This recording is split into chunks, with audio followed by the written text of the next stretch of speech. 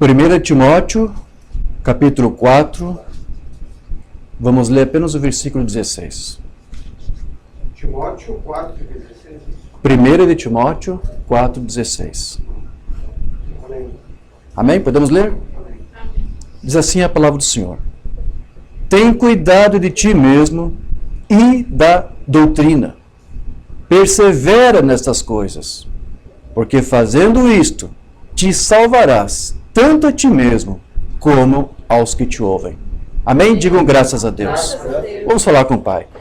Precioso Deus e eterno Pai Celestial, te agradecemos, Senhor, por este momento que Tu nos concede. Estamos todos aqui reunidos em Teu nome para ouvir a Tua palavra e crendo, Senhor, que tudo isso foi projetado, planejado por Ti, porque nós mesmos somos feitura das Tuas mãos.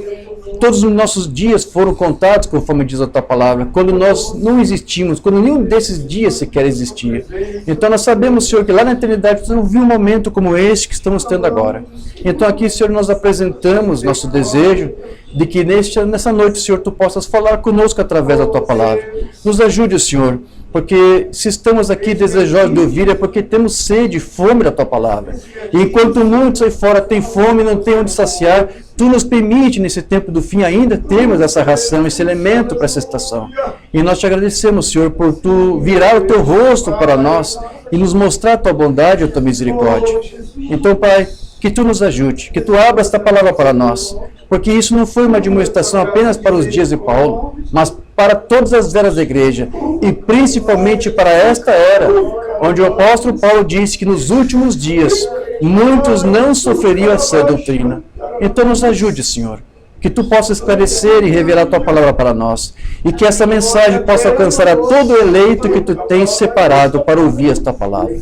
Desejoso, Senhor, de que Tu responda essa súplica que Te fazemos. Nós Te pedimos isso e Te agradecemos, no nome de Jesus Cristo. Sublime graça do Senhor, que a um infeliz salvou. Eu cego fui, mas vejo já. Perdido ele me achou. Graças a Deus. Pode tomar vossos assentos, irmãos.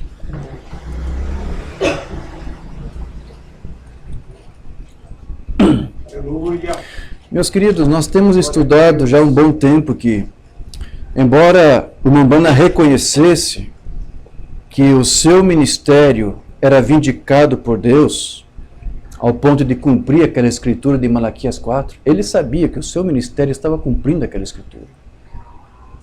Mas ele nunca tentou apresentar isso de forma aberta para as pessoas. Eu acredito que talvez o anjo do Senhor o orientou a proceder dessa forma. Mas nós temos sempre dito isso, que a razão dele se comportar dessa forma, na verdade, foram duas razões. Eu creio que foram dois motivos que levavam o Umbanda a proceder dessa forma. Ele sabia que seu ministério estava cumprindo essa escritura. Mas havia dois motivos do porquê que ele não poderia falar abertamente. Primeiro, é o que eu sempre exponho. Ele não poderia expor isso abertamente porque ele sabia que isso era algo que Deus mesmo teria que revelar a cada um dos seus filhos por revelação. Não era uma coisa que as pessoas deveriam crer e aceitar por sugestão dele mesmo. Bom, se o Umbanda disse que ele é, então eu tenho que crer, eu tenho que concordar. Ele não queria assim. Aqueles que realmente entendessem dessa forma, saberiam e concordariam e aceitariam isso por uma revelação direta de Deus. Amém. Eu entendo dessa forma, ainda que eu digo que eu consigo ver o Umbanda mostrar, saber que ele tinha consciência disso. Mas é a revelação de Deus que nos mostra que realmente aquela escritura se cumpriu. E desde essas últimas viagens que eu tenho feito, eu tenho dado testemunho disso, de que Deus nos enviou um profeta para cumprir aquela escritura, com o objetivo de trazer para esse tempo do fim, nós, os filhos de Deus, a mesma mensagem dos pais apostólicos. Então ele não poderia expressar isso abertamente, tinha que ser Deus mesmo falando. E a outra razão do porquê ele também não poderia expor isso abertamente, é porque ele tinha consciência de que, na verdade, ainda que Deus use um profeta para se revelar ou para cumprir uma escritura, esse profeta exatamente ele não é o Elias de fato. O verdadeiro Elias da igreja é o Senhor Jesus Cristo. Amém. É o Espírito Santo aqui operando em meio à igreja. Este é o verdadeiro Elias da igreja. Então ele muitas vezes dizia, olha, não olha para o vaso, olha para o Deus que está usando o vaso. Ele dizia, não olhe para mim, olhe para a minha mensagem. Esta mensagem é o Elias. Mas Deus sempre usaria um profeta. Né? Deus usa um profeta para se comunicar com a igreja. Foi o que ele disse na sua mensagem, tentando fazer um serviço para Deus. Agora, nós temos tido Elias, e temos tido capas de Elias, e mantos de Elias, e tudo de Elias. Ou seja, sempre ao longo das eras houve várias personificações desse ministério de Malaquias. Houve vários, eu conheci pelo menos 2 ou 3 aí. Tinha até um no Brasil, eu sempre menciono isso, lá no sul. Eu acho que aqui no norte, aqui você não deve ter ouvido falar do mestre Ugarte e Ugarte. Eu era militar quando tive acesso a um livro desse senhor que dizia que era a reencarnação de João Batista. E ele tinha um ministério de Elias para restaurar o evangelho do cristianismo primitivo. Né? Eu sei que essa organização existe lá em Porto Alegre, tenho lá um movimento representando ele. Então, eu conheci esse ministério antes de ouvir falar do William Branham. Então, quando alguém me disse, olha, houve um profeta enviado por Deus, William Branham, ele tinha o ministério de Elias. Primeira vez que eu vi, um outro Ugarte apareceu, então, hein? Né? Então, veja, o diabo ele é astuto, né? Então, ao mesmo tempo que Deus tem o seu original, o diabo já tenta enviar o seu personificador. Lá na América mesmo, você sabe, houve lá alguém também que se intitulava Messias, ou Elias. Messias não, Elias, como foi Alexander Dowie, ele fundou uma cidade lá chamada Zion. Né? Ele era um homem que foi até usado na área de cura divina. E a princípio ele não cria, foram seus seguidores que o convenceram que ele era o Elias. Ele disse, não, eu não sou, não, tu és Elias, olha as coisas que você está fazendo, olha, se não é Deus, esse movimento, esse avivamento, é algo profético, as escrituras se cumprindo. Aí depois de insistir, tanto falaram para o homem, né? Ele se convenceu, eu acho que vocês têm razão, eu acho que eu sou Elias mesmo. É bem assim, se você for estudar, a coisa é assim. Ele se convenceu depois que era Elias. Né? E o irmão Branham até visitou o seu túmulo lá, do Alexander Dowie, quando ele esteve em Israel fazendo uma campanha. Bosworth esteve junto. Bosworth foi ministro de cânticos de Dowie. Então sempre houve isso que ele disse, capas de Elias, ou seja, personificações, ministérios, dizendo, eu estou aqui para restaurar. E não foi só nesses dias, você vai ver lá que nas eras da história sempre houve. Lembra de Michel Servet, que Calvino pôs na fogueira? Calvino pôs ele na fogueira. Michel Servet teve que escrever um livro com um pseudônimo, ele não podia usar o próprio nome, porque ele já estava sendo perseguido. O título do livro é A Restituição do Cristianismo. Então sempre houve esse desejo de se restaurar a fé cristã primitiva. Não quer dizer que Servet se titulava Elias, mas ele achava que a fé deveria ser restaurada, a fé dos pais. E realmente deveria, mas era tudo no seu tempo oportuno. E esse é o tempo que o Senhor escolheu quando nos enviou seu profeta. Então ele disse, olha, nós temos tantas personificações, nós temos tantas boas intenções, homens bons, com boas intenções, mas fazendo um serviço que Deus não chamou para fazer. Talvez por isso esse título, né? Tentando fazer um serviço para Deus sem ser da sua vontade. Tivemos capas de Elias, mas o Elias deste dia é o Senhor Jesus Cristo. Amém. É para ele vir conforme Mateus 17, eles corrigem, Lucas 17:30, diz que é para o Filho do Homem se manifestar entre o seu povo. Não um homem, Deus, mas virá através de um profeta. Então muitos hoje até procuram aí demonstrar algum tipo de zelo da palavra, ao tentar aí nomear alguns falsos profetas, esse fulano é falso, isso aí é um falso profeta, e realmente há muitos falsos profetas, mas o mesmo zelo que eles alegam ter para identificar os falsos não é o mesmo que eles usam para identificar o verdadeiro, porque se há falsos, há um verdadeiro, e quando Deus usou o seu verdadeiro, eles também disseram, é outro falso. Então, qual é o critério que eles estão usando? Então não basta apenas você identificar os falsos, você também tem que saber e ter zelo para identificar o verdadeiro. E uma das formas de Deus ter vindicado o ministério do seu mensageiro, do irmão Branham, Nós sabemos que foi através de sinais, através de curas, através de fotos, onde registrou-se a coluna de fogo. Isso tudo foram sinais que Deus utilizou para vindicar que ele, sim, era o seu profeta mensageiro. Agora, é verdade também que existem falsos sinais. Existem sinais verdadeiros e existem sinais verdadeiros e existem sinais falsos. O irmão Bonner ensinava que atrás de todo sinal há uma voz. Então, atrás de um sinal falso, há uma voz falsa. Mas atrás de um sinal verdadeiro, há uma voz verdadeira. Na mensagem Jeová Jiré, que o irmão Bonner pregou, eu acho que não temos traduzido, 61, ele vai dizer: um dos homens tinha descido e disse: agora, o irmão Bonner, quando ele está sob a unção, é um servo do Senhor, mas a sua teologia não está bem.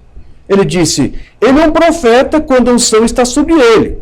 Mas disse, quando a unção está fora dele, disse, sua teologia não está bem. Um homem que fizesse uma declaração como essa, nem sequer sabe o que a palavra profeta significa. Um profeta significa o quê? Um revelador divino da palavra.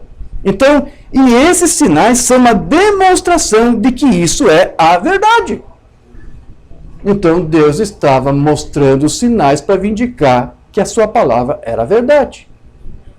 Então veja, nós não podemos nos esquecer que atrás de um sinal sempre existe uma voz.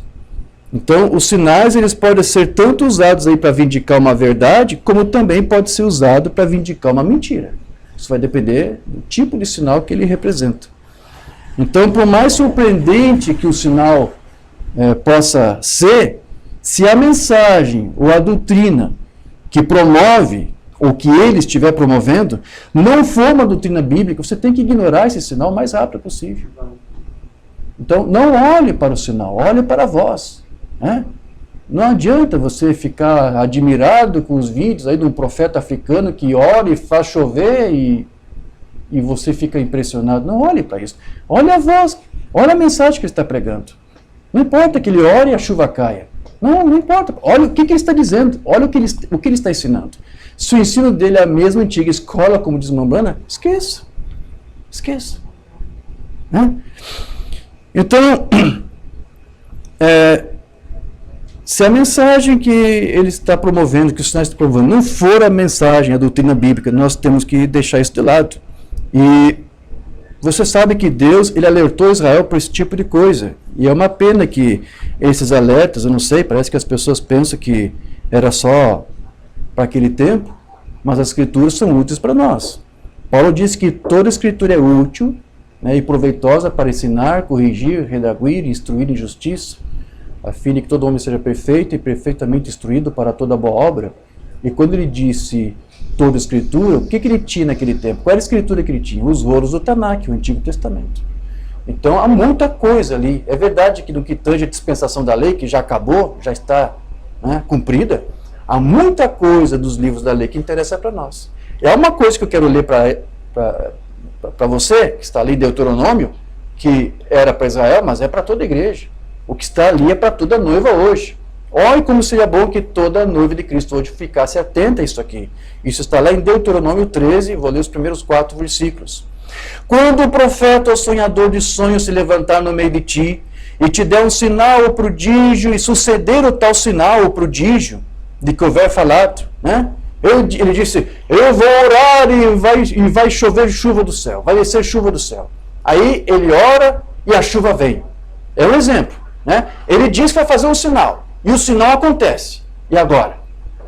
E aí depois Deus vai dizer assim, dizendo, vamos após outros deuses. Ele fala que vai acontecer uma coisa. Ele profetiza uma coisa e a coisa acontece. Isso é maravilhoso, é Deus vindicando. Mas preste atenção na voz. Você viu os sinais, são portentosos, são maravilhosos. Mas o que a voz diz? Vamos adorar agora outros deuses. Não adianta que a voz, ainda que os sinais sejam portentosos, como eu disse, maravilhosos, o que esse sinal está promovendo? Se for uma voz fora da Bíblia, rejeite. Amém. Por mais surpreendente que o sinal seja. Aleluia. Veja, isso aqui foi só para o passado, isso é para nós hoje. Verdade. Mas veja como a igreja está desatenta a isso aqui. Então ele diz, e se a voz disser, olha, vamos servir outros deuses que você não conhece, vamos servi-los, não ouvirás as palavras daquele profeta ou sonhador de sonhos, porquanto o Senhor vosso Deus vos prova. Deus permitiu que os sinais acontecessem, até pode ser que foi Deus mesmo que fez o sinal. Só para ver o que a pessoa vai dizer depois, o que o povo vai fazer depois. Deus provando. Ah, é? Vamos ver se você está sendo treinada na minha palavra. Ele permite que um sinal até genuíno aconteça, para depois ver se a noiva, quem é noiva de Cristo, vai atentar também para aquela palavra distorcida ou vai rejeitar tudo para ficar com a palavra de Deus. Eu vou estar provando você para saber o que você vai fazer. E qual é o resultado, meus irmãos? Nós temos visto até alguns sinais aí, irmão Najib, até genuínos, mas eu acho que essa escritura já está nos esclarecendo que é Deus permitindo para que os seus filhos sejam testados e provados. E muitos estão falhando nesse teste. Muitos estão errando. Porque quando os sinais genuínos, uma cura ou alguma coisa acontece, ou vão para um sítio e tiram uma foto de uma coluna de fogo passando, olha, eles ficam todos sensíveis, ficam todos entusiasmados, mas aí depois você vê o ministro ali tentando pregar uma doutrina que não é bíblica, então você vai fazer o quê? Ah, só por causa do sinal, então você vai ficar com aquela doutrina e vai desconsiderar todo o resto da Bíblia? Então as pessoas estão sendo assim provadas. Deus ainda está testando e provando os seus filhos. E muitos estão falhando nesse teste. Deus vos prova para saber se amais o Senhor vosso Deus com todo o vosso coração, com toda a vossa alma. Após o Senhor vosso Deus andareis, e a Ele temereis, Amém. E os seus mandamentos guardareis, e a sua voz, a sua doutrina, a sua palavra ouvireis, e a Ele servireis, e a Ele vos achegareis. Amém. Então não despreze a palavra, não rejeite a palavra em substituição a uma outra doutrina só por causa de um sinal, por mais maravilhoso que seja. Amém? Amém. Isso não é só para denominacionais, porque está acontecendo muita coisa lá fora. Isso é para tabernáculos da mensagem. Mas o povo não está sendo treinado nessa palavra. Então veja, Israel faria tudo isso, se atentasse apenas ao que o profeta de Deus dissesse, rejeitando todo aquele que viesse com uma falsa mensagem. Então aqueles que aceitaram ali a liderança de Moisés, eles estavam, na verdade, seguindo quem? A Deus, representado naquele profeta. Porque o Senhor estava à frente de Israel, ungindo um profeta, e quem ouvisse aquele profeta estava ouvindo a Deus mesmo. Amém.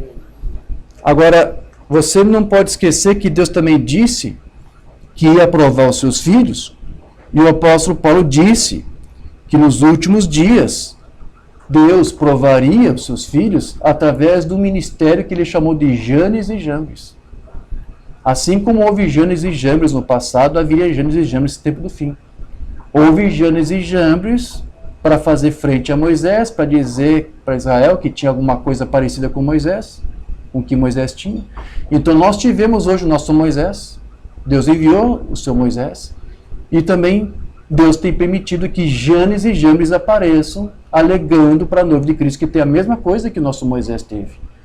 Ah, Moisés teve sinais, nós também temos. Ah, Moisés foi vindicado, nós também somos vindicados. Olha, tinha uma mensagem, um trovão, nós também temos uma mensagem, temos uma doutrina, nós também temos trovões para você.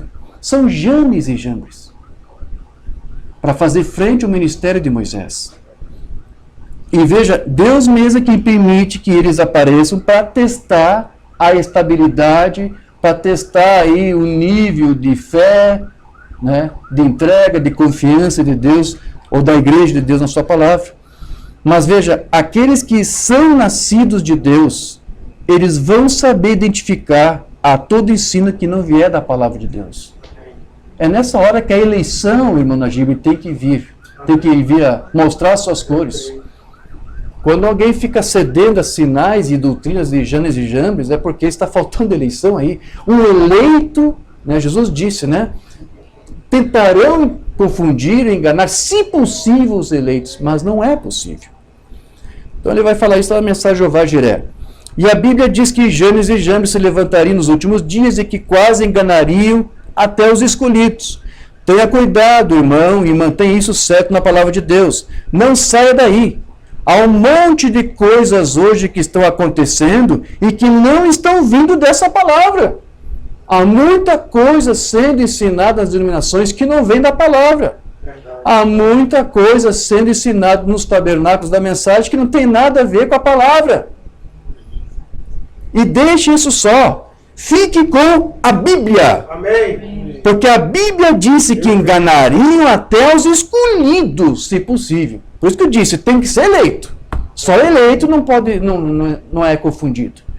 Pode se até embaralhar, pode até se embananar um pouco, mas se eleito, uma hora ele se desperta. Não. O sinal está bonitinho, mas não está correspondendo com a voz. Não. Tem que corresponder com tudo. Fique com a Bíblia, porque a Bíblia disse que enganariam até os escolhidos, se possível. Mas quando o seu nome está escrito no livro da vida do Cordeiro, desde a fundação do mundo, você reconhecerá a sua voz. É eleição. Um predestinado não pode ser confundido. Então, meus irmãos, isso aqui já é um péssimo indício, assim. Quando você vê aí igrejas inteiras, tabernáculos inteiros, cedendo uma voz que não corresponde à palavra, eu não posso mudar o que está sendo dito aqui. Ele disse, quem é da eleição, desde antes da fundação do mundo, vai reconhecer a voz de Deus. Então, quem não consegue reconhecer, então, seu nome não está nesse livro desde a fundação do mundo. Irmão Branham não tinha papas na língua. Não dá para você aqui ficar criando, tergiversando, né, circunlóquios, verborragias. Pode ser, mas tem uma exceção. Não! Mamãe disse, vocês dão ouvidos uma coisa, que na palavra disse... Aqueles que são desde antes da fundação do mundo lá, que teve na mente de Deus como atributo, não vai aceitar isto. Não vai trocar isso aqui por um prato de lentilhas. Não vai, porque é da eleição. Mas veja, não é nem mérito deles, é Deus mesmo guardando o seu povo. É Deus mesmo guardando os seus filhos. É Deus. Como Deus guardou o William Branham, por causa do dom que estava dentro, não é por William Branham, por causa do dom. Assim Deus cuida de mim, Deus cuida de você, Deus guarda você, não por você, mas por você ser um dom dele. Aleluia. Por você ser uma parte dele. Glória a Deus. Graças a Deus. Então veja, meus irmãos, Deus muitas vezes ele falou por meio de dons, falou por meio de profecias, no meio da igreja, para vindicar também o William Branham. Além de sinais, para vindicar, houve muitas reuniões que eram feitas em movimentos pentecostais, pessoas ali eram tomadas por espírito de profecia, línguas, interpretação. E eu lembro que uma vez eu fiz um compêndio, um pequeno livro, só dessas profecias. Elas eram gravadas, algumas antes do irmão Branham subir a plataforma para pregar, e depois que ele pregava. A fita já começava a ser gravada antes até depois. E essas fitas hoje não estão mais disponíveis, a voz de Deus só prefere colocar a voz do profeta ali. Mas quem tem essas fitas originais vão ver essas profecias antes e depois. Então alguns irmãos que ainda tinham esses registros fizeram um compêndio, e eu obtive o texto em inglês e traduzi. Isso já faz anos. Eu quero ler para você uma profecia que foi entregue pouco antes do irmão Branham pregar a mensagem com petição. A voz de Deus traduziu recentemente essa mensagem, mas um outro ministério já havia traduzido antes. Só que lá no áudio você não tem essa profecia, porque a voz de Deus cortou, tirou isso aqui. Mas teria sido bom ter deixado. Então, antes do irmão Branham subir o púlpito, alguém foi tomado lá por Espírito e lançou essa profecia. Isso foi lá no tabernáculo Branham. Então, ali era Deus falando ali para a igreja. Deixa eu ler para você. Fala a ti, meu servo, esta noite. Eu te digo, certamente tu estás indo viajar em poucos dias a uma terra estranha. Isso foi em dezembro de 62. Logo em seguida, ele ia lá caçar javelina, os 7 anjos iam aparecer para ele. Lembra de Guilherme? Uma nuvem seria fotografada. Deus já estava alertando, olha, eu vou te levar para um lugar, eu vou falar contigo lá. Isso aconteceu. Certamente tu estás indo viajar em poucos dias a uma terra estranha, a um povo distante, lá a Tucson. Mas eu te digo, eu sou contigo, e eu te abençoarei, e eu digo que muitas coisas grandes realizar-se-ão na tua mão. E eu digo a ti que estás se movendo neste país, eu te digo que quando vieres ao topo da montanha ali, virei a ti como eu fiz a Moisés, diz o Senhor. E eu te digo, meu povo, esta noite, não conheces tu o profeta do Deus vivo que permanece entre ti? Não sabes tu que ele tem proclamado a minha palavra para ti? Não sabes tu que eu sou o Deus Todo-Poderoso que o chamou e ordenou desde antes da fundação do mundo para entregar este evangelho para ti? E tu deves prestar atenção. Se não fizeres, não terás parte da vida comigo, diz o Deus Todo-Poderoso. Atente para o que este profeta que eu te enviei está dizendo. Porque se você não atentar, tu não terás parte comigo. Que forte essa palavra. Então observe que se alguém quisesse aí ter parte com Deus e com a sua vida, deveria prestar atenção. Hoje, para você ter parte com Deus, você tem que atentar para esta palavra. Nós recebemos os sinais porque sabemos que vindicavam o profeta, mas nós sabemos que William Branham era profeta mais do que pelos sinais, não somente pelos sinais, mas pela palavra. Aliás, eu vejo ele como profeta mais pela palavra do que pelos sinais. Se o William Branham, meus irmãos, não tivesse nenhum sinal, curas, mas tivesse essa palavra, para mim já era profeta. Nem precisaria de sinais. Mas você sabe, os sinais era para atrair, não é isso? Era para atrair, é como uma isca para atrair a todas as pessoas. Então veja, aquele que atentasse, como diz essa profecia, para o que esse profeta mensageiro dissesse, ele estaria então dando ouvidos ao próprio Deus. Como Moisés foi Deus para Israel, nós tivemos aí nesses últimos dias um Moisés, por meio de quem Deus falou conosco. Na mensagem Minha Comissão de 51, não temos traduzido, Umbanda vai dizer assim: agora, eu sou apenas seu irmão, pela graça de Deus, mas quando o anjo do Senhor se move, ele se torna então uma voz de Deus para você. Se eu ofendi você por dizer isso, me perdoe, mas eu senti que pudesse ser ofensivo, mas eu sou a voz de Deus para você. É o nosso Moisés, é isso que ele está dizendo ali. Então, se o Umbanda disse que ele era a voz de Deus para a igreja nesse tempo do fim, então isso significa o quê? Que a mensagem que ele possuía não era dele, mas era de Deus para a igreja. Porque um profeta, ele é um revelador divino da palavra. Então ninguém aí pode ensinar ou dizer ao irmão Branham que pregar, porque ele mesmo ouvia do próprio Deus. Ele disse, a minha palavra, o que eu tenho ensinado, é algo que Deus mesmo revelou para mim. Mensagem, escritura na parede. O que você está fazendo? Apenas andando de um lado para o outro, para o bar e por aí, em algum lugar, e lá para a festa de rock and roll, e lá adiante para a pequena igreja formal, e ouvir um pastor pregar ali, algo, ele agrada o seu ouvido, com certeza, certamente. Prega aquilo que é agradável. Apenas algo, porque vale refeição. Você nunca me contratou para vir aqui. Você não poderia me demitir, porque eu sou contratado por Deus. Certo? Nenhum bispo, ou arcebispo, ou nenhuma igreja me diz o que pregar.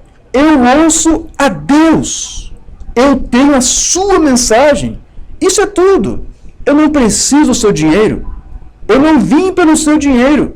Não quero nada disso. Eu vim para avisar você no nome de Cristo. Prepare-se. A hora está próxima e poderia ser antes do amanhecer o fim da era da igreja. Eu estou aqui. Eu ouço de Deus. Eu tenho a mensagem que é dele. Então, com isso, nós podemos entender perfeitamente, meus irmãos, que William Branham realmente foi a voz de Deus para esta noiva do tempo do fim. E todos os sinais que acompanharam o ministério dele foram para mostrar que nós estamos aí vivendo outra vez os mesmos dias apostólicos. Com a mesma doutrina, com o mesmo batismo, com a mesma unção agora nesse tempo do fim, no tempo do entardecer. Outra mensagem, Umbanda, a marca da besta, de 54. Irmão, eu estou lhe dizendo, isto são as luzes do entardecer que estão brilhando. A mesma doutrina apostólica. É isso.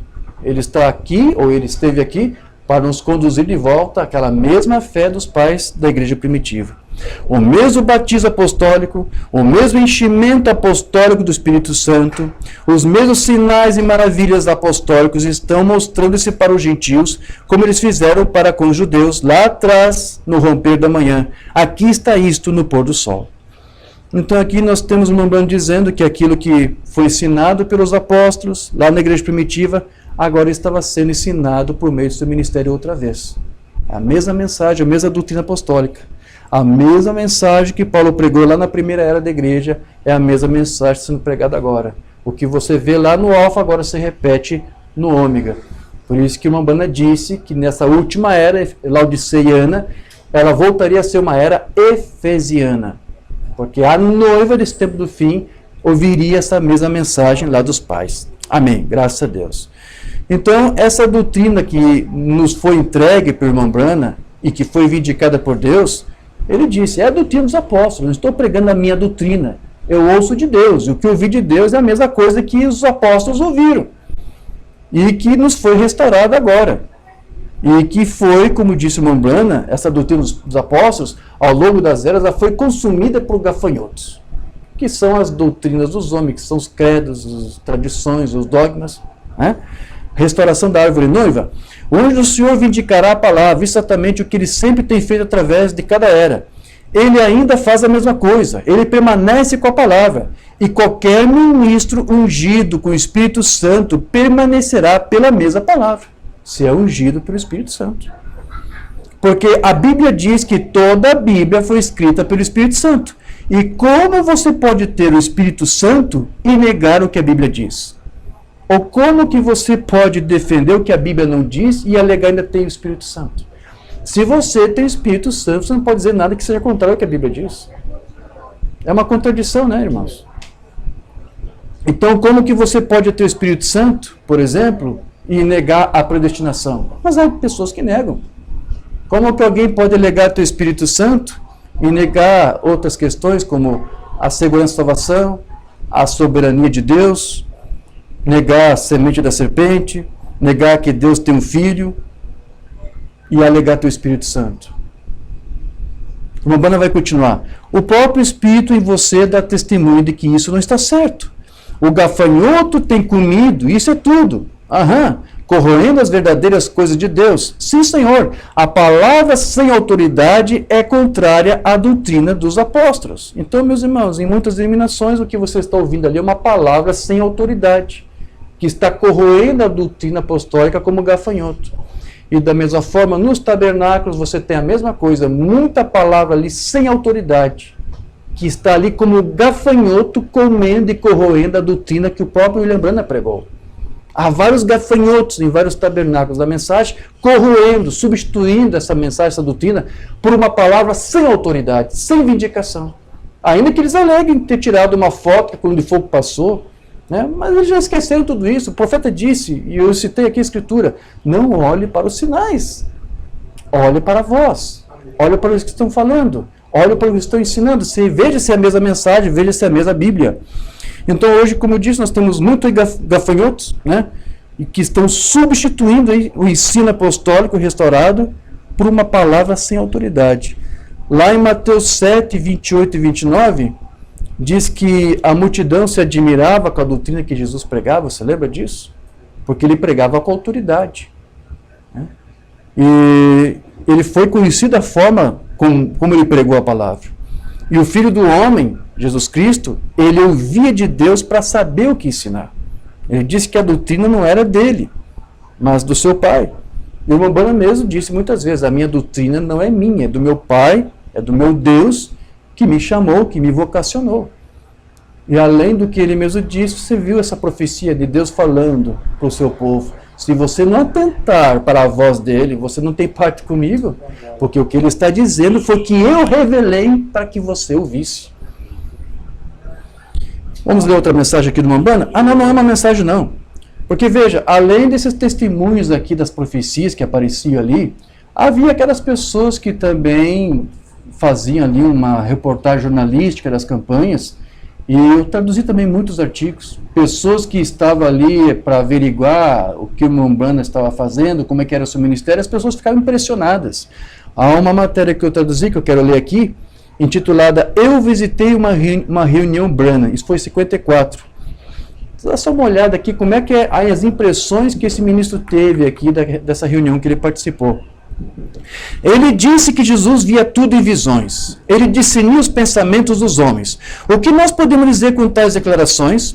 O que nós sabemos sobre tais coisas? Isso está fora de todo o nosso reino. Porém, aqui estava um homem que vive naquele mesmo reino. E antes que aquela noite terminasse, ele iria fazer a mesma coisa da qual ele estava falando de uma maneira ainda mais surpreendente. Veja, quando Jesus disse, lá em João 5,19, em verdade vos digo que o filho não pode fazer nada de si mesmo, a menos que primeiro ele vê o pai fazendo, porque tudo aquilo que o pai fizer, o filho o faz igualmente. Mas aqui nós nunca conseguimos entender o que Jesus estava dizendo. Só depois com o ministério do William Branham, que nos explicou que ele não podia fazer nada sem que ele primeiro tivesse uma visão de Deus, para saber como proceder, para quem orar, para quem não orar. Então, quando nós vimos como que Deus usou o ministério do William Branham, então nós entendemos muitas coisas que Jesus falou. Então, aqui é isso que esse homem está dizendo. Olha, através do ministério do William Branham, nós conseguimos entender o ministério de Jesus. É isso que ele está dizendo. Aí ele vai dizer, aí o Branham é um homem de outro mundo. Branham é um homem de outro mundo, não é desse mundo. Ele vive em um outro mundo completamente. Eu nunca ouvi tais coisas. Nunca eu vi tais coisas, jamais conheci um tal homem e jamais espero conhecer outro. Eu não quero saber que vai vir um outro fazer a mesma coisa, não acredito. E não existiu realmente. Ninguém jamais foi usado da maneira como Deus usou este profeta. Enquanto eu viver, eu não quero saber de um outro. Depois que ele havia acabado de falar, ele disse, agora, se eu sou um profeta de Deus, as coisas sobre as quais eu falei acontecerão esta noite. Se elas não acontecerem, você pode me marcar como um ferro, como um falso profeta. Aí esse homem diz, nunca ouvi um homem dizer qualquer coisa assim. Nunca ouvi um homem falar com tal autoridade. É a mesma coisa do dia de Jesus. Eles se impressionavam com a autoridade de Jesus. E os religiosos desse tempo da mesma forma. Porque era o mesmo Deus agora, no mesmo ministério, utilizando um profeta. Então veja que aquela audiência, ela ficava ali impressionada, porque eles estavam ali vivendo ou presenciando os mesmos dias dos apóstolos, com a mesma mensagem dos apóstolos da igreja primitiva. E assim como Jesus, ele tinha uma palavra de autoridade. Vou continuar lendo o que o Umbanda estava dizendo ali na mensagem A Restauração da Árvore Noiva. Ele vai dizer mais aqui. A palavra sem autoridade é contrária à doutrina dos apóstolos. Que coisa! Esta é a doutrina apostólica. Isto é a Bíblia. Este é o Espírito Santo. Cada palavra nela é verdade. Apenas creia e aceite-a. E não despreze isso. E observe cada promessa a ser cumprida. A manifestação de Deus presente agora mesmo. Então aqui o Umbanda disse, esta é a doutrina apostólica, ou seja, esta é a mensagem que ele estava transmitindo e que ele ouvia de Deus. E esta é a mensagem que a igreja tem que atentar. O Umbanda disse que era exatamente isso que o ministério de Elias tinha que fazer nos últimos dias. Ouvindo de Deus, para depois dar para a igreja exatamente a mensagem para converter os corações dos filhos de volta à mesma fé apostólica dos primeiros pais.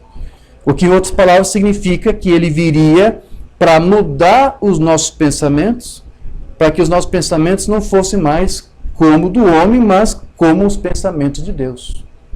Como diz lá em Isaías 55, acho que foi lá que Deus disse, meus pensamentos não são os vossos pensamentos. Mas como é que nós vamos fazer para ter os pensamentos de Deus? Deus teve que enviar um profeta para nós sabermos como que Deus pensava e para nós falar esses pensamentos.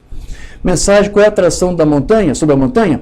E tu és o mesmo ontem e hoje eternamente. Tu tens prometido as obras que eu faço, vós também as fareis, maiores que essa, porque eu vou para o Pai.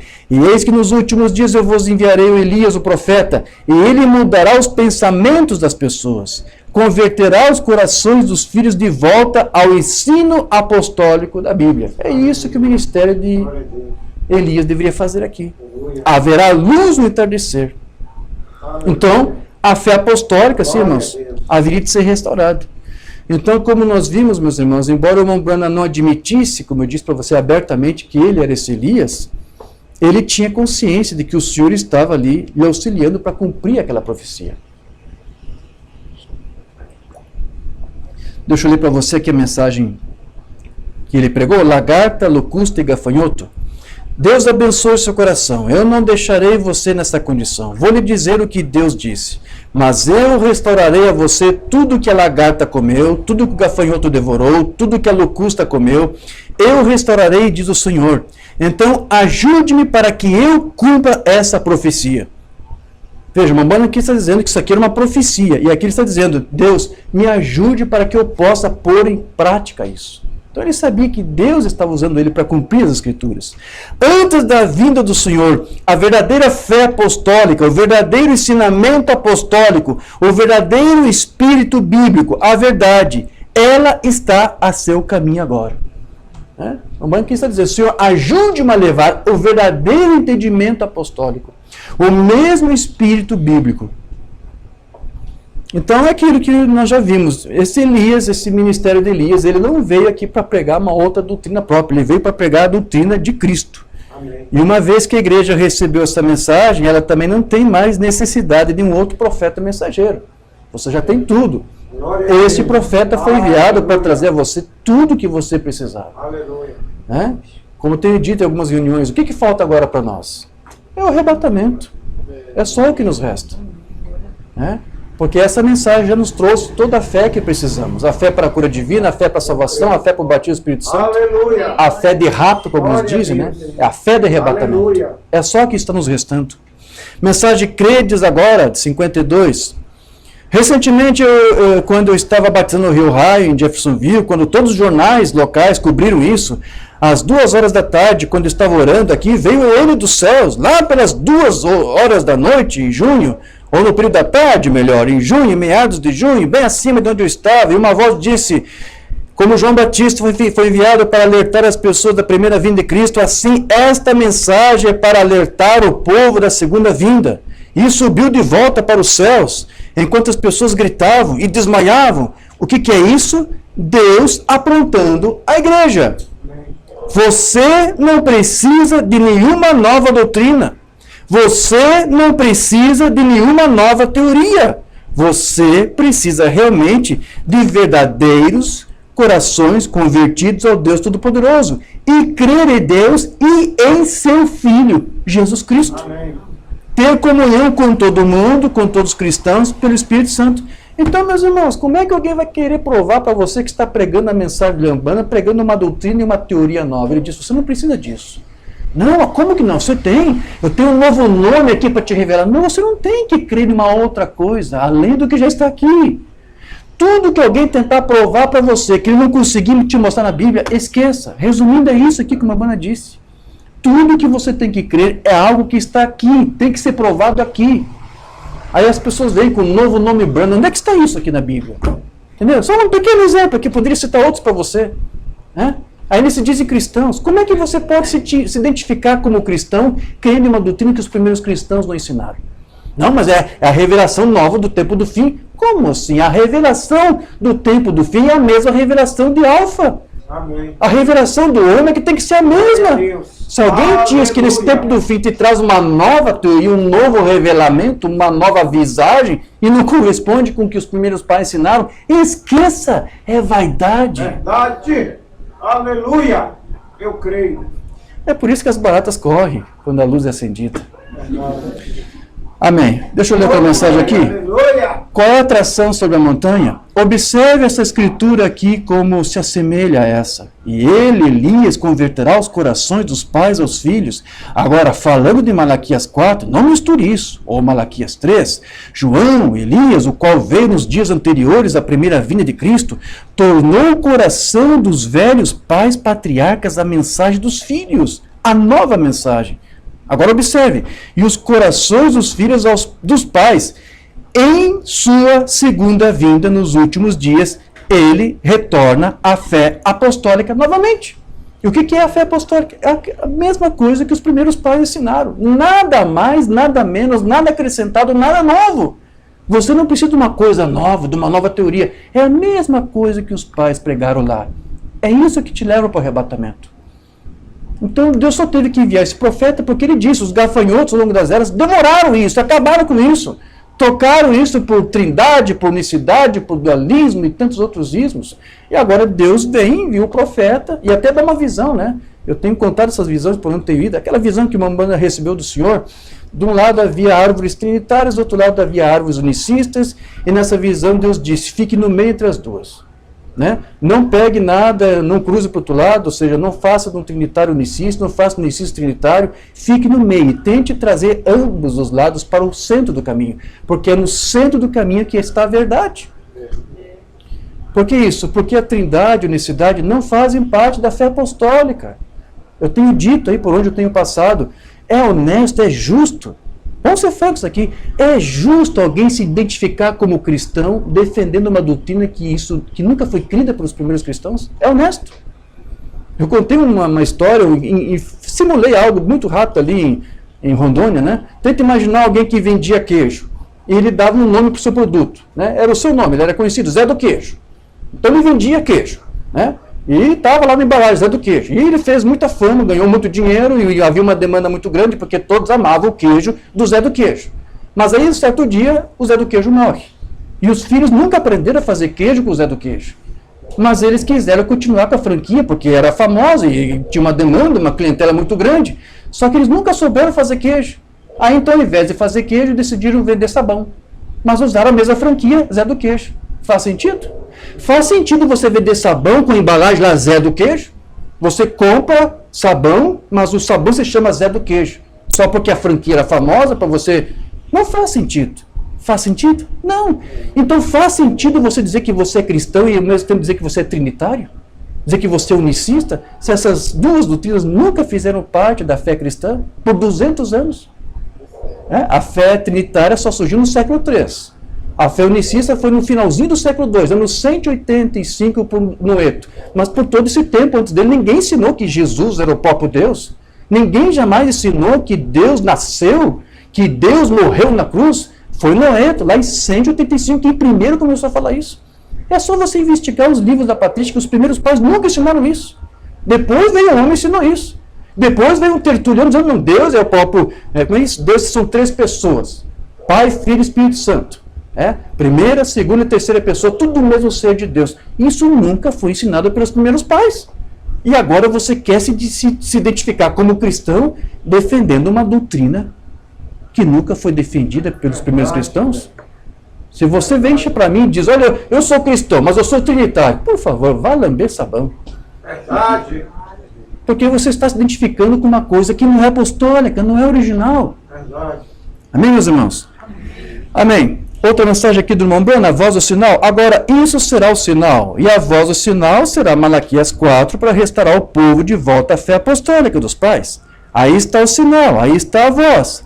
Exatamente de acordo com a Escritura. Vê? O sinal é um sinal como que foi em Sodoma, Deus manifestado em seres humanos.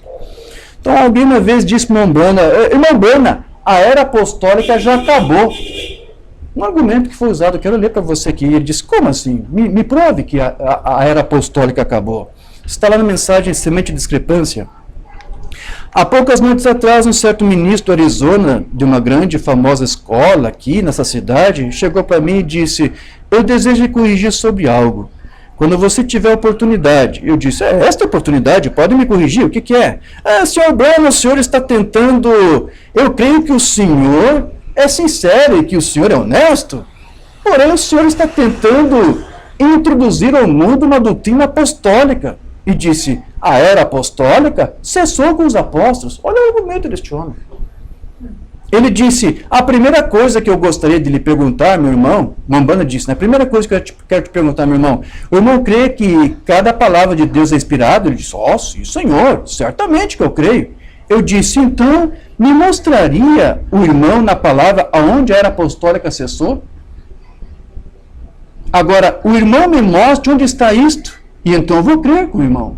Acabou a era apostólica? Me prove, me mostre, eu vou crer que não tem mais era apostólica, que Deus não usa mais a mesma mensagem apostólica. E eu disse,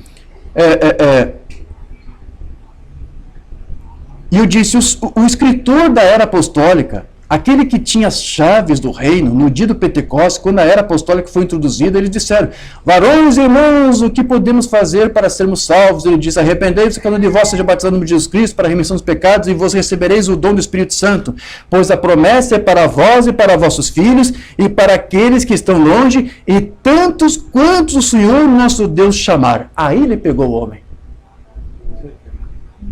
Agora, como pode a palavra contradizer a si mesma? Aí o homem disse: oh, irmão Brana, eu estou com terrível resfriado esta noite. Ficou sem argumento. Certamente, Deus ainda está chamando. Amém. Eu disse, eu penso que sim também. Né? Eu acho que você está com resfriado, é verdade. Está vendo? Agora me diga, Deus ainda está chamando ou não está? O irmão está perguntando. Claro. Deus está chamando ainda seus filhos? Claro que está chamando. Se Deus ainda está chamando, então a era apostólica ainda está em existência. Olha que coisa mais simples. Isso é aquela mensagem apostólica, era enquanto Deus ainda estivesse chamando. Então, se ele ainda está chamando. Essa é a era apostólica. Deus ainda está chamando seus filhos para crer nessa mensagem.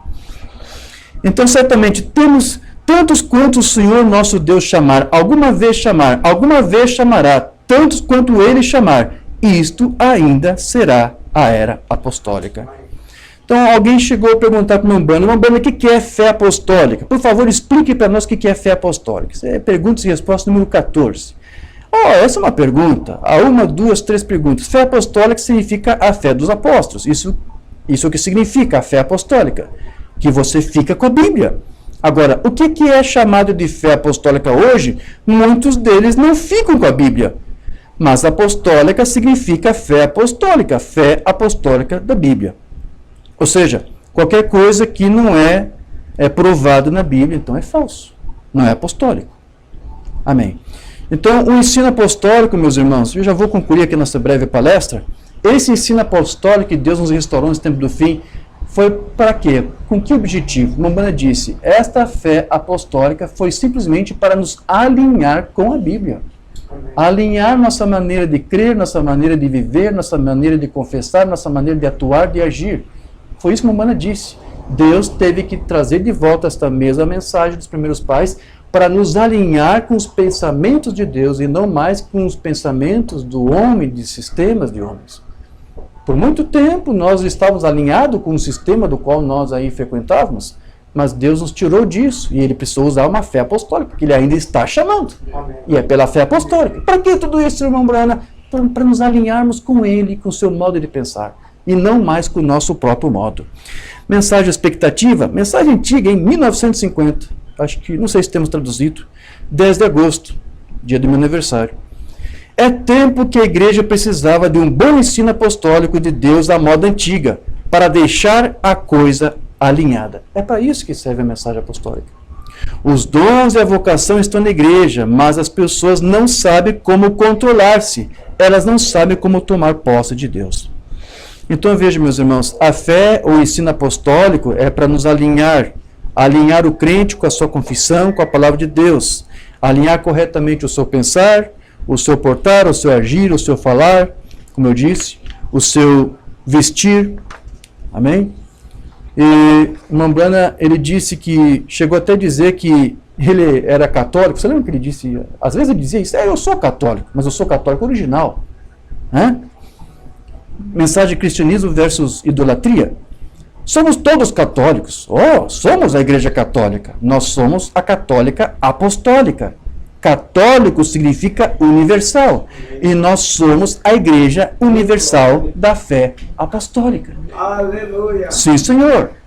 Há uma diferença entre as duas igrejas. Uma delas era católica universal apostólica. A outra era só católica romana. Nós somos católicos apostólicos. Nós não temos ídolos. A igreja romana tem ídolos. Lembra quando o Brana esteve lá na Itália e disseram, olha, o senhor pode ter um encontro aí com o Papa, Só que tem um protocolo todo para o senhor seguir aí. Você tem que chegar lá, ter uma reverência, pegar a mão dele e se curvar e beijar o anel. O Brana disse, olha, eu respeito as autoridades que um homem adquire. Eu acho que cada um tem seu direito, Mas quando se trata de adorar um homem, eu tenho que traçar um limite. Fala, Senhor. Ele não pode fazer isso. Essa é a diferença. Aleluia. Os crentes católicos apostólicos só têm um Deus. Glória. Né? E os católicos romanos têm os seus vigários, quantos quiserem ter. Mas só existe um vigário. Né? Nosso Senhor Jesus Cristo. Ele foi o representante de Deus na terra, exatamente. Então, meus irmãos, só para nós concluirmos aqui. Mombrana disse que ele pregou uma doutrina imperecível que revela para nós um Deus imperecível. Amém? A fé que uma vez foi entregue aos santos, todas as nações e todos os reinos devem cair, todo mortal deve se entregar à imortalidade. Não desconsidere essas palavras por se tratar de uma pessoa sem instrução. Não considere isso pela pessoa que eu sou, mas considere isto por causa disto. Esta é a palavra de Deus. Não atente a palavra só porque sou eu que estou falando. Esse momento está dizendo. Eu digo as mesmas coisas nas ministrações. Olha, não atente às coisas que eu estou dizendo só porque sou eu que estou falando. Vai investigar se o que eu estou dizendo é verdade. E se eu estiver pregando um blefe? Como é que você vai saber? É só porque, irmão Diógenes não vai fazer isso comigo. E se eu estiver fazendo? E se eu estiver também te testando? Eu acho que uma hora eu vou fazer uma coisa dessa. Eu vou falar uma coisa ali e quero só ver se vocês vão concordar para ver se vocês vão investigar o que eu estou dizendo. Não vou fazer isso. Vamos lá. A mensagem que o Mombrana pregou aqui, a fé que uma vez foi entregue aos santos. Esta é a palavra de Deus. Esse é o próprio Deus. Se eu tenho dito a verdade, reivindicará que isso seja verdade. Se eu sou falso, então minha pregação é falsa. Então a minha doutrina é falsa. Então eu sou falso com ela. Se eu prego uma doutrina perecível e um Cristo perecível, eu morrerei com isso. Mas se eu prego a palavra de Deus imperecível e um Deus imperecível, eu viverei para sempre com ele. Isso é uma mensagem forte. Uma doutrina perecível vai te levar a uma vida perecível. Por isso que Paulo disse que você somente vai conseguir ser perfeito em Cristo Jesus pela exortação e pelo ensino. Foi o que ministramos ali em Manaus. Paulo disse isso. É a única forma de você ser perfeito em Cristo Jesus. Então, se você não for exortado, para que você primeiro tem que ser exortado? Para quê? Quando você veio para a mensagem, você veio querendo o correto desde o início? Não. A mensagem te exortou, a mensagem te corrigiu. Você pensava de um jeito, você falava de um jeito, você vivia de um jeito, você se vestia de um jeito. A palavra primeiro te exorta. E alguns não conseguem suportar sequer a exortação. Por isso que depois não parte para outra etapa, que é o ensino. É uma fase. A palavra tem que te exortar, para te alinhar. A doutrina apostólica faz tudo isso. E uma vez que você aceita a exortação, porque você é da eleição, eu quero crer assim, alguns que não aceitam, é porque, não é isso? E Deus também não se preocupa muito, né? Deus somente vai repreender e corrigir aqueles que são seus filhos. Deus não pode corrigir, exortar bastardos. Ele só repreende e corrige aqueles que são seus filhos. Amém. Deus não vai perder tempo em querer corrigir filhos que são de outro, mas os seus ele corrige. E os educa, e os disciplina, e os instrui, e os ensina com a fé apostólica, para que você seja perfeito em Cristo Jesus. Então disse, eu estou pregando uma mensagem de um Deus imperecível para que você possa viver assim eternamente. Amém. Então a doutrina, meus irmãos, para concluir, ela não deve te tornar orgulhoso, não deve te tornar arrogante, ela não deve te fazer se sentir aí superior ao outro, que não conseguiu entender o que você julga ter compreendido. A doutrina não deve te fazer ter esse tipo de espírito. Quanto mais da doutrina você conhece, Mombrana diz, mais humilde você tem que ser, mais humilde você se torna. Porque você então percebe o quão inútil você era, o quão indigno você era. Quem realmente conhece a fé apostólica, essa palavra, vai estar sempre se lembrando, o que eu cria, o que eu fazia antes disso? Oh, meu Senhor, onde eu estava com a cabeça? Então você vai ter sempre em mente isso. Isso te torna humilde. Ainda que Deus apagou o teu passado, o passado às vezes é bom para você se lembrar de onde que você veio, qual é a tua origem. E quando você se lembra disso, isso te torna humilde. Mas tem alguns aí que ficam arrogantes, orgulhosos, parece que se esqueceram de onde vieram. Eu leio isso aqui e concluo, meus irmãos. Lagarta, gafanhoto e locusta. E se acontece que sua igreja não crê, ou você não crê simplesmente nas coisas que falamos, como a nossa doutrina da igreja, nós confiamos que isso não trará de modo algum uma ofensa, Porque o primeiro passo para um cristianismo bem-sucedido e para mostrar que o homem recebeu o Espírito Santo é a humildade. Eu achei que era falar em línguas, eu achei que era derramar alguma coisa, ter uma foto da cruz de fogo do meu lado, alguma coisa assim. Não, não, humildade. É na humildade, da simplicidade de vida que você vai mostrar que você é batizado, que você é nascido de novo. Verdade. Esse é o primeiro passo. É a humildade. A verdadeira humildade dada por Deus. Não é uma coisa fingida, uma coisa forçada. É Deus que te torna viver assim. Que deve ser dada humildemente. Mas mesmo assim, uma igreja sem uma doutrina é como uma água viva. Ela não tem nenhuma espinha dorsal.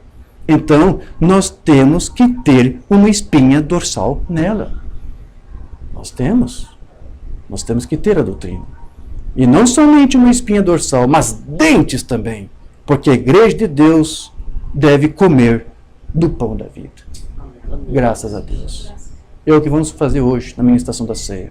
Amém? Se coloque de pé, vamos falar com o Pai. Precioso Deus, maravilhoso Pai. Obrigado, Senhor, por esse breve tempo que aqui tivemos para lembrar essas coisas maravilhosas que o Teu profeta nos disse e as maravilhosas visões e profecias que Tu tantas vezes manifestou nas reuniões para me indicar que aquele homem que estava ali era realmente enviado por Ti para nos trazer uma doutrina que nos convertesse em um povo mais simples e humilde e obediente a Ti. E nós cremos, Senhor, que se temos essa mesma doutrina restaurada nos nossos corações, essa doutrina apostólica, essa doutrina nos dá uma espinha dorsal. Essa espinha dorsal nos torna firmes. Não nos permite cambalear para um lado e para o outro, cocheando entre dois pensamentos, não. Quem tem uma espinha dorsal, quem tem a fé apostólica, tem uma convicção firme. Isto não é arrogância, isto é humildade. Humildade em submeter a Tua palavra, render-se aos Teus próprios pensamentos, em detrimento dos nossos. E é isso que temos procurado fazer, Senhor. Mas nós sabemos que isso é uma obra Tua. Tu fez isso em nós. E sabemos que há muitos filhos Teus que Tu ainda está buscando, Pai, para em seu tempo oportuno receber esta mesma coluna dorsal, essa espinha dorsal, Pai, que é a Tua doutrina, a doutrina apostólica. Então, Pai, apenas relembrando isso, nós estamos aqui agora a partir da graça, por Tu ter nos acolhido, por Tu ter nos socorrido, Senhor, por Tu ter repousado os Teus olhos para nós, nesse tempo do fim, onde as pessoas, igrejas inteiras estão sem a mínima referência. Muitas igrejas, muitos membros estão dizendo, onde está a verdade? Senhor, eu lembro que uma vez uma coleguinha de escola me perguntou, Diógenes, o que é a verdade? E eu não pude responder àquela minha colega. Hoje eu posso dizer que Jesus Cristo, Ele é o único caminho, a verdade e a vida. Ninguém vem ao Pai, senão por esse caminho, que é Cristo. Amém. Cristo está em nós, criando um caminho para nos aproximar do Pai. E Ele está aqui na forma do Espírito Santo, trabalhando com a igreja, para alinhar esta igreja, aquela mesma fé, para que ela esteja aqui como testemunha. Não convém a nós determinar tempos e estações, como o teu Cristo disse, mas apenas sermos testemunhas. Que Tu nos dês, Senhor, a virtude do Espírito, para que nós aqui reunidos possamos ser Tuas testemunhas. Crendo que Tu farás isso, nós pedimos e Te agradecemos, no nome de Jesus Cristo. Amém, Senhor. Graças a Deus.